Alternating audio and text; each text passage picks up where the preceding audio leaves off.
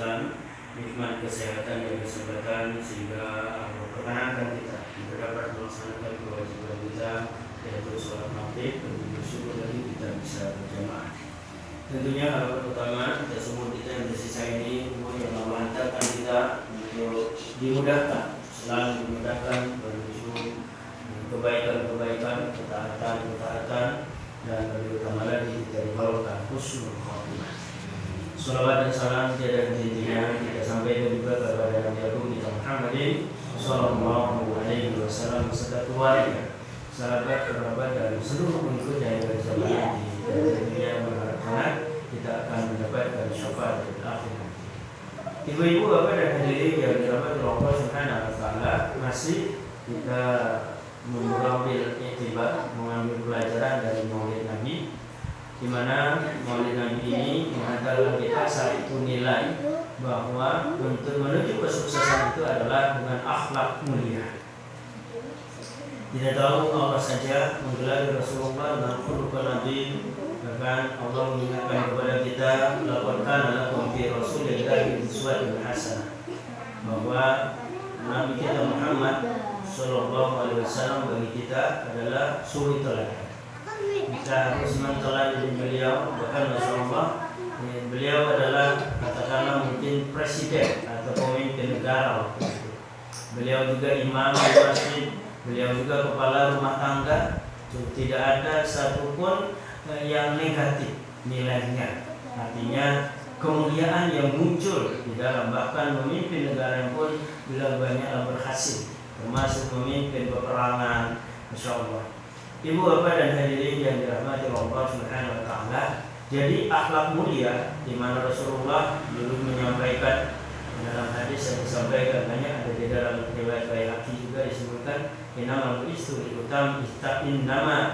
li utamima makarimal akhlak. Sesungguhnya aku diutus untuk menyempurnakan akhlak mulia. Ibu bapak dan hadirin yang dirahmati Allah Subhanahu wa taala, kita tidak bisa bayangkan dari atas sampai ke bawah semuanya berakhlak mulia. Presiden berakhlak mulia, bupati, gubernur, sampai dengan RT-nya, bahkan rumah tangga kita masing-masing berakhlak mulia. Kita bisa bayangkan bagaimana bahagianya kita. Termasuk mungkin di dalam rumah tangga, suami berakhlak mulia, istri berakhlak mulia, anak-anaknya pun berakhlak mulia. Masya Allah. Bisa kita bayangkan kayak apa rumah tangganya.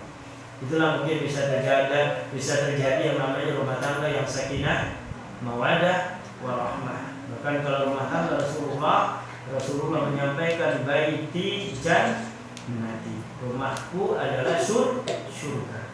Coba bayangkan rumah kayak swarga. Kenapa? Wah, enak yang seneng karo seneng. Orang yang sunah, orang yang ngopting petaktilan, orang rumah tangga. Jadi suami ngerti haknya, istri ngerti haknya, anak-anak juga ngerti haknya.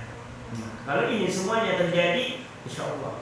Tapi sebaliknya coba kita bayangkan kalau seandainya di dalam rumah tangga anaknya tidak soleh, ya sebanyak salahnya, ucapannya juga tidak karuan, tidak bisa amanah, tidak bisa, bahkan Masya Allah yang ngendikannya juga ya Masya Allah.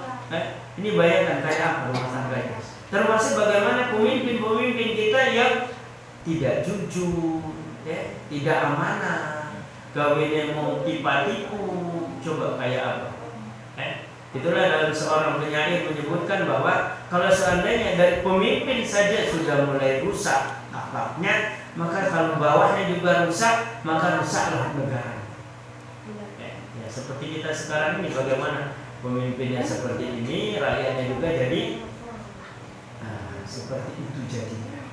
Nah, ibu bapak dan hadirin yang dirahmati Allah Subhanahu wa taala, jadi intinya monggo ya, kita yang sudah 2 tahun nggak karuan bahasanya begitu, ngaji juga mungkin sudah. Nah, sekarang ini sudah mulai ngaji, mari kita mengaji diri dengan bahasanya menyempurnakan akhlak kembali.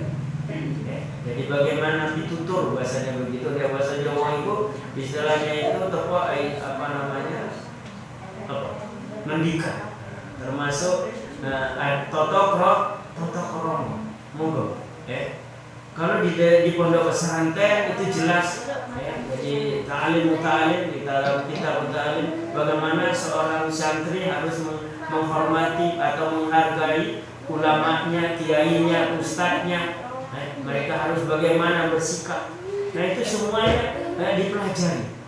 Bahkan sebelum ilmu yang diajarkan dulu adalah adab, akhlak. Nah itulah mengapa kita di dalam rumah tangga sebetulnya akhlak dulu yang diajarkan kepada anak-anak kita mulai dari sebelum mereka sekolah. Insya Allah ketika mereka beradab yang baik, keluarnya juga nanti akan kebaikan-kebaikan yang dia tulangkan. Kejujuran misalnya, kemudian amanah di dalam melakukan, cerdas, tambah lagi, masya Allah. Nah, ibu bapak dan hadirin yang dirahmati Allah Subhanahu Wa Taala, semuanya itu harus kita upayakan. Kalau tidak ada perubahan, maka jelas ya seperti apa adanya. Ada upaya-upaya kita, apalagi Allah juga sudah menyampaikan kepada kita, innallaha la yughayyiru ma biqaumin hatta yughayyiru ma bi anfusihim. Sesungguhnya Allah tidak akan merubah keadaan suatu kaum apabila kaum itu sendiri tidak mau merubahnya. Allah tidak akan merubah apapun yang ada pada diri kita kalau kita sendiri tidak mau berubah. Apapun itu. Dari mulai pembicaraan, dari mulai akhlak kita, apapun yang ada pada diri kita tidak akan berubah kalau kita tidak ingin berubah. Apalagi tadi berkenaan dengan akhlak. Apalagi akhlak merupakan sumber kesuksesan.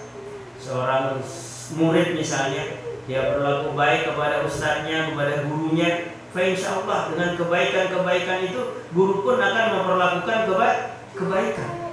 Tapi tapi ustadznya atau guru atau siswanya tidak baik, maka itu semuanya akan menjadi korban ketidakbaikan. Itulah muncul sekarang ini namanya bullying.